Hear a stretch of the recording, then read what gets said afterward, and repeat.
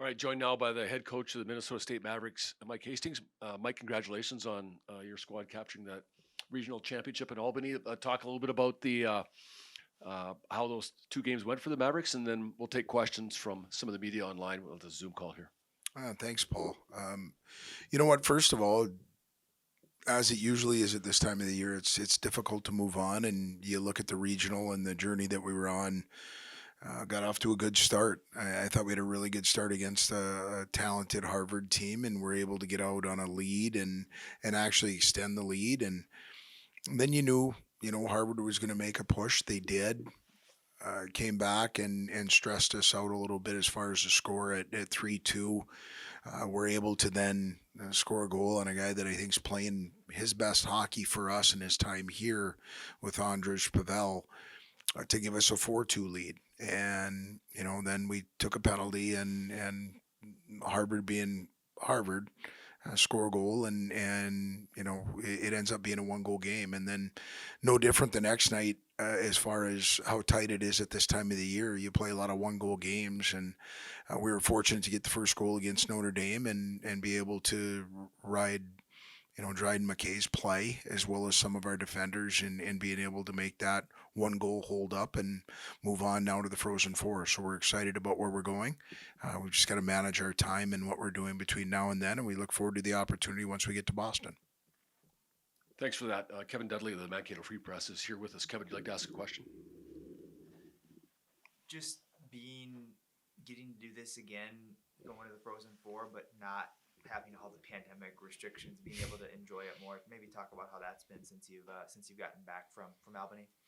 Well, one thing that's been good about it is, walking out of the regional a year ago, you were waving to people. You weren't able to step up and let the young men see their families. And my family, they weren't out there. It was something that it just wasn't an option. And so for our athletes and our fans to be able to be a part of it and still be able to see the guys walking out to the bus or coming out after the game, and them to be able to spend times with friends and family, and the amount of people that were kind enough from uh, I guess our contingent of fans to come all the way out to Albany and support us. It was special. And like you said, this is something that it's hard to do. You want to make sure you enjoy it while you're continuing to keep your eye on the prize. And it was unique in the idea that we're getting back to some normalcy. And you look at a year ago out in Colorado wasn't what a year ago this year was. You look at that place being full and the environment that was there, and I'm hoping that is going to follow us all the way to Boston so we can enjoy the environment there. But again, understanding what we're going there for, and that's to try and find a way to get to Saturday and win a national championship. Cole Bulow, you have your hand up there. Yeah, hi coach. Congratulations on making the Frozen Four for the second straight year. Have you had time to look at Minnesota's roster on paper at all yet, and what you see out of that team and what they do well? Yeah, I know the roster pretty well just because you know what, they're neighbors, right? They're 70 some miles away from us. They've got players that this last year at the Olympics, I was fortunate enough to be able to be around Nyes and to be around Faber and to be around Myers as well as Nathan Smith from our team. Quality hockey players, but just as impressive young men. And I know they're excited about playing us. And so for us, I mean, there's 14 NHL draft picks. They've had success throughout this season. They had a bump in the road against Michigan in the championship game. Otherwise, they're a number one seed. They're everything that everybody talks about. They've got guys that once the season's done are going to step in and probably play in the NHL. They're well coached. I've got a ton of respect for Bobby and his staff and what they do. I think they're playing as well as anybody. I think the Frozen Four teams that are there are all good, and so anything you're going to get, you're going to have to earn. And it's going to be no different with us. Joining us today for the first time, Twin City sports icon Jim Rich. How you doing, Jim? You want to ask a question of Minnesota State coach Mike Hastings? Absolutely, it'd be a great honor to.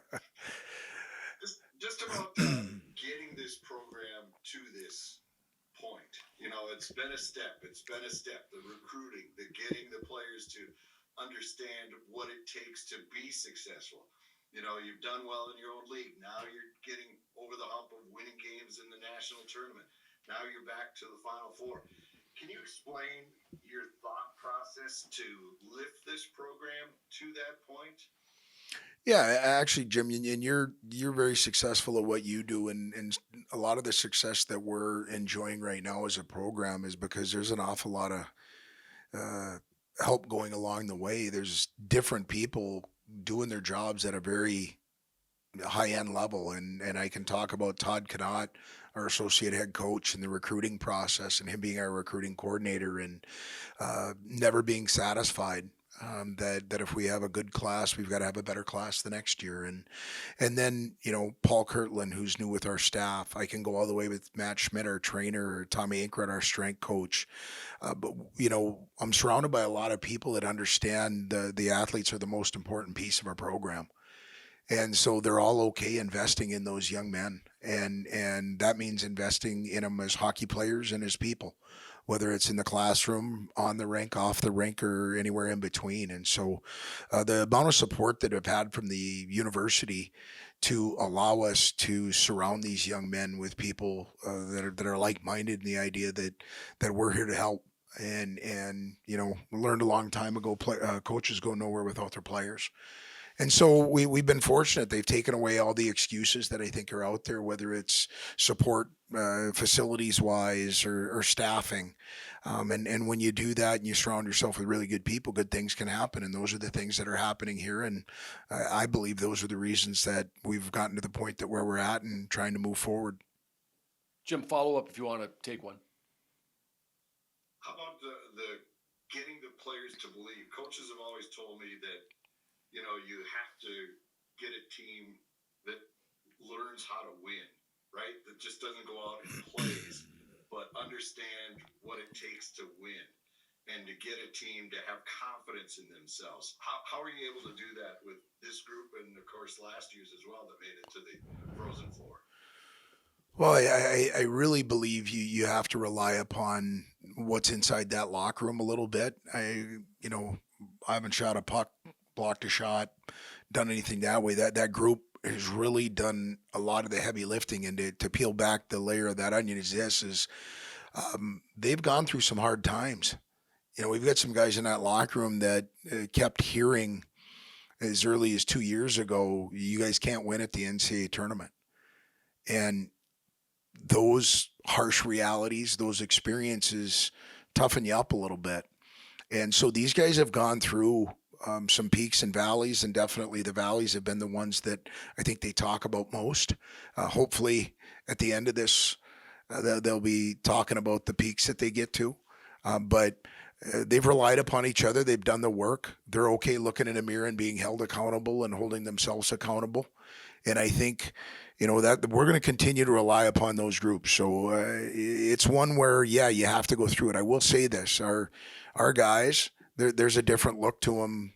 Now, will it be a different result? I don't know. But being through what we were through last year at the Frozen Four and having our heart torn out a little bit in that game against St. Cloud and having a big time goal be scored with 50 some seconds left to end your season, that toughens you up a little bit. So our guys are excited about what's in front of them. Kevin Dudley, back to you. Returning to the Frozen Four now this year, I know it's kind of an odd window here with a Saturday to Thursday break. Maybe talk about managing that, any differences from how you plan to manage it this year as opposed to last year, and kind of where you feel like the team is at just in terms of, pushing the right buttons health-wise and getting that balance of rest and, but still going hard. Well, I'm hoping some of those experiences that we've had this year, not only just in the regional, but we had some quirks to our schedule this season where we played on a Thursday and a Saturday a couple of different times. And I'm going to tell you, we learned a little bit from that on things that we would do and what we wouldn't do moving forward. And, this last time we went through it out in the regional, I thought Albany did an unbelievable job, and Union College did a great job at hosting us and making sure that day in between wasn't a stressful day. We were able to get out and have a good skate. The travel from the hotel to the rink was just across the street. And because we'd been through it a couple of different times, I thought the guys did a great job of managing it. And again, we relied upon some feedback from those young men on what they like or what they don't like when we have a day off in between. And so we feel comfortable with that. And hopefully this is something that we'll be able to experience. And we're going through worrying about a day off in between, because that means we've moved on. And the only way that happens is if we go and do the job that we need to do to get there. Cole, do you have another question? Yeah, I wanted to get your thoughts on the Gophers captain, Ben Myers. I know you touched on that a little bit before, because he was one of the players you coached in Beijing with Team USA. He netted the game winner in Minnesota's overtime the first round against UMass, and he was a great player for Team USA. What are your thoughts on him and the dynamic he brings to the Minnesota team? Really good hockey player. Really good. He can be a lot of different ways. He plays with pace. He's strong. No fear at playing inside the dots or getting to the paint. I think he's a tremendous character as far as what he does and bringing. He walks through the door. He's got a smile on his face. He's energy driven, self motivator. I think he's a heck of a hockey player and a really good guy you want to be around. So I'm sure they're going to rely upon him as they have this entire season. I've got a lot of respect for him as a player and as a person. And, we're going to have to manage him being on the rink, because I guarantee he's going to get minutes. He's going to be playing in any role that you'll see rolled out in front of him. I think he's going to be, he'll be front and center. And so we're going to have to understand when he's on the rink what we have to do. Jim, another question from you if you have one. Just about playing a team that you're so familiar with, does it make it easier when you get to this point of the season with so much at stake that familiarity is kind of one less thing you have to worry about, or does it make it more difficult that they know you and you know them? I think it's a good question.